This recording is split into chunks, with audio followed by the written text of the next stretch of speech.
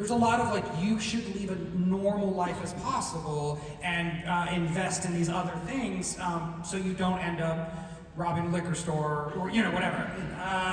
And I think actually our generation of actors turned out pretty well. I think the next generation had a much more paparazzi influence in their lives. Like you're talking about like the Britney Spears, like the 98 through 2010. I think they had it rougher. They were a little less prepared because the whole culture was changing. We didn't have social media. We didn't have a lot of paparazzi following us around. So I think we missed a lot of the things that would have really made it a lot harder. We're also very close to our families. And I think that's, when you have that kind of foundation to start with, and that kind of support system in place before you start anything, it's also super helpful. I mean, I remember the story that I often tell is, I was home, I was like 16 or 17, it was the first season of the show, and I said something that was like slightly egotistical, like I'm on a television show, so whatever it was. And before I knew it, both my brothers had my head in the toilet. And it was like, that's not gonna fly here. Don't think you're special just because you have a different job than some people, because at the end of the day, that's what it is. You have a different job than other people, that's it. So yeah, it was that kind of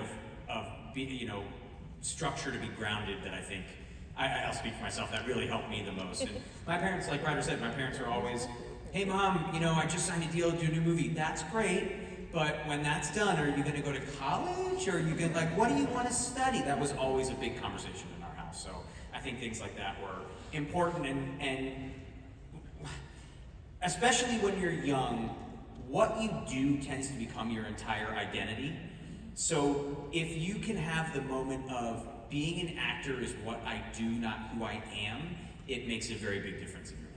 Yeah, I was gonna say, tying into what you just said, self-worth. So many young kids who get into entertainment have fans who love them and hear about all the things people love. Oh, I love your show, I love your character, and that feels really good. And then when that goes away, if there's not another character or another show or another movie somebody loves, you start to feel like, well, nobody loves me anymore. And recognizing somebody loves the work that I do versus they don't actually know me, being able to separate your self-worth from the job that you do and know that even if you don't do this job anymore or even if nobody wants to hire you, it doesn't change your worth. Like, we are all worthy, and knowing that, like truly knowing that, is sometimes hard for child stars, because when it all goes away, they feel like, well, nobody loves me anymore.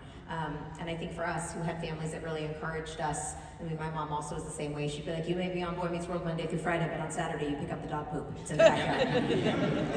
And so that, we had as normal of childhoods as you could possibly have, considering it's a very abnormal childhood. Thank you so much.